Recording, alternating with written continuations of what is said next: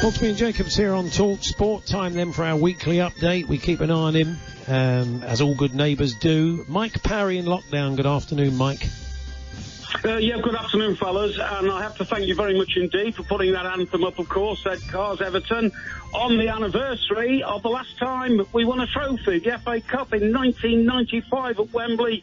We beat the growing Manchester United team, the double champions from the year before, and I have to say I was there that day, and it was a wonderful day. Yes, I do remember that. It's a Paul Rideout goal, wasn't it? Paul Rideout, that's right, 1-0 and all that. So Alex Ferguson looked fed up that we'd won it. That was the end of my career at the FA, by the way, because I was actually working for the FA at the time, but I forgot that I was supposed to be neutral. So I just kind of ran round all the executive areas at Wembley, jumping up and down. And after the game, I made a beeline for Joe Royle, the Everton manager, obviously, and I told everybody else at the FA to get out the way. You know, I was going to personally escort Joe Royle into the banqueting suite, and this man should be given a knighthood and an honour, and who's going to get going on that? So I didn't make myself terribly popular. Now, Mike, I understand that you're quite keen to reintroduce wolves, as I say, not football related, the animal, the wolf, back into the UK. Yeah, without a shadow of a doubt. Wolves are nice creatures. They get a very bad press, to use, something to relate them to our industry, because ever since old Hans Christian Andersen wrote Little Red Riding Hood, everybody thinks that wolves go around gobbling up little children and all this kind of stuff. In fact, wolves are fantastic creatures. They are more placid than dogs. They're more loyal than, dogs. They're beautiful creatures. And the reason why we've got to start listening back to this country is that a pack of wolves were spotted in Normandy last week. Normandy, as you know, is just across the English Channel from our great Spectred Isle. And without a shadow of a doubt, we'll have them here within months, if not years, and we should embrace them. Wolves are not dangerous. If you were walking through a forest and a pack of wolves were coming towards you, they'd be incredibly friendly. You haven't got a problem. No. Let's not put. If you're going to Normandy at any point, don't put that. Don't say, "Well, Mike said it'd be all right," as if clothes are torn from your body. No, I'm telling you that they are an incredibly friendly creature. They just want to sort of be loved, and also, let me tell you this, whereas we've let this country go to rack and ruin with herds of deer growing up all over the place, and deer carry ticks, which give you things like Lyme disease, wolves are brilliant, because what wolves do is they go and attack all these herds of deer and get rid of them. And then they don't, and then they don't become a threat to life. Also, wolves have a fantastic psychological effect on the rest of our natural nature cycle, because the thing is that other animals think wolves are dangerous, but they're not, and so the other animals stay out of the way, and that gives things like riverbanks and pastures and fields the ability to grow naturally and become better fertile ground. Obviously, the deer don't regard them as that friendly, because they're being torn to pieces in Richmond Park. No, that's right. Yeah, I agree. Bushy Park, actually, is around your way. Okay. I visit regularly. But deer are fairly useless, if you see what I mean. Apart from being like Bambi, the deer don't have a great role to play in the ecological, structure of our life. So, does anybody ever complain when you see a great, bit of footage from South Africa of a lion chasing an impala or something like that? People don't care about the victims. They care about the animals that actually... You see, I'm not sure you boys take these things seriously. Well, Mike, I'm with you all the way. I'm a bit nervous about them wandering around the Arndale Centre, packs of wolves. I mean, they may be friendly. When you've got one on a lead and I see you in Bushy Park and I give it a stroke and it's nice to me, I'll know. They're very frightened of humans, honestly. They won't attack humans. Don't worry about that. How will they cope in an ice age? Because I know you think we're entering a new ice age. We are entering a new ice age. As you know, I'm a student of the moon, okay? Now, that's only one planet which fascinates me. The other one, of course, is the sun. The sun is 4.6 billion years old. And the thing that's happening at the moment is that... Yeah, well, exactly, Not today. Is it not today, is it? Not exactly today. Oh, okay, no. right, The anniversary today is Everton's FA Cup victory in '95. Right. The sun is currently going through what we describe as a solar minimum. And what a solar minimum means is that the sun is getting colder, right? And if the sun is getting colder, it means the earth is going to get colder. Now, people will say, ridiculous forecast and all that, but you only have to go back to the 17th and 18th centuries, which isn't a very long time ago, considering the sun is 4.6 billion years old. And, of course, in those days, we used to light bonfires on the frozen River Thames because it was such an ice age, the ice was 3 or 4 feet thick. We used to have snow in July, and that's because that was the last period of solar minimum. What happens in solar minimum is that the sun has an explosion of sprites, and sprites are like little volcanoes on the far side of the sun, which blow out all the energy in the wrong direction. It doesn't come here. I'm telling you, fellas, I have spoken to people who know about these things, and there is a 76% chance we'll enter an ice age in the next 30 years. Oh, okay. Well, we should.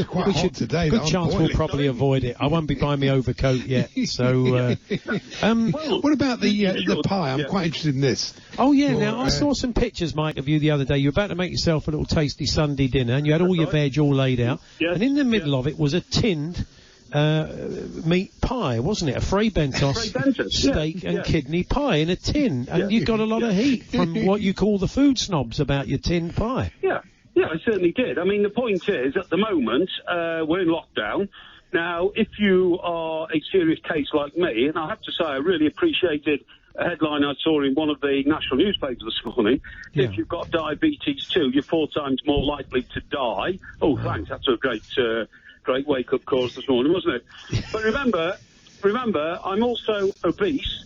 The diabetes too, underlying heart condition, and of course, if I have to venture out, I can only make very rare incursions into places like supermarkets and all that. Now, the point is, I have to do it like a commando raid. I have to get in and get out as quickly as I can. I can't spend time messing around choosing, whichever joint of meat or pork pie I want. And the most reliable thing you can do is get something that's already in a can, because you know that there's no question of the quality. So I had all the vegetables and the potatoes and all the herbs and all that kind of stuff. I put my pie right in the middle, and then all these dreadful people, dreadful food snobs, sending me all these sort of messages, porky, that's disgusting and all that kind of stuff. I love Fray Bentos pork, steak and kidney pies. I think they're brilliant. There's nothing better. People often object when I tell them that I love kippers for breakfast. And they say, where'd you get them from, Craster or the Isle of Man? I said, no, I get them out of a tin from Morrison's supermarket, because they are lovely. They are lovely kippers. And nice. I see absolutely no problem. Well, hang on. You guys eat food out of tins. You eat beans, don't you? You eat peas and all that. So what's the difference? Yeah, I'm not turning my nose up. Andy's the food snob, Mike, not me. I don't think he'd be eating a tin pie. No, I'm not. I'm nothing wrong with a pie in a tin. I've always been fascinated by those Fray Bentos, because you have to open the can, don't you? Then the pastry puffs up, and it is basically just like cooking a pie, really. Once you've opened it. No, it is. You're absolutely right. And you put it into, a hot oven with a fan and all that kind of stuff, very modern oven and all that kind of stuff.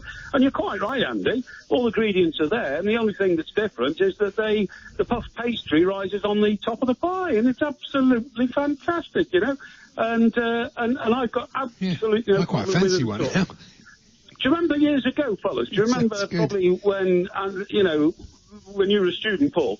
Do you remember the Vesta beef curry? Oh yeah. They were the height of sophistication, weren't they? The boil in a bag. Yeah, you got rice in the sort of rice paper bag. You got this what they called the meat, and the meat was like concrete hard sort of brown pellets of something, which you put into boiling water, and it turned into curry. And do you know what? They are the best curries I've ever had. I've spent the last 25 years searching for them, because nothing matches matches. The best curry. The best of beef curry, honestly. Now, Mike, we've got a couple of minutes. We haven't got long now. We've got a couple of minutes for you to tell us how you nearly wrote Mike Tyson's autobiography, because he's back in the news. He wants to fight again. This sounds intriguing. So if you can give us a potted version of it, we'd be grateful. Sure. I'd hate Mike Tyson to fight again, because I want to remember him as the baddest man in the world, world heavyweight champion at 20 and all that kind of stuff. But a few years ago, I was approached by the man who do you remember Mike Tyson was brought to this country and did a sort of national tour, and he was hanging out of windows in Manchester, and hundreds of thousands of people, bus tours and all that kind of stuff. Well, I was quite a well-known author then. I'd done all my successful books, Rooney Tunes and all that kind of stuff, you know what I mean? And Alan Brazil's book and all that. And they came to him. We had a meeting in London with a publisher, and Mike Tyson wanted somebody to write his life story. Would you fancy going over to America and spending 3 months with Mike and doing it? I said, absolutely. And he said, I've got one great story for you already, because I met him. He said he was in Las Vegas with, what's his name, Don King, and they had a meeting in Caesar's Palace, and Don said, come on, let's go for a drive and talk about this. And Mike Tyson was in the back seat and was absolutely convinced that Don King was taking him out in the desert to kill him.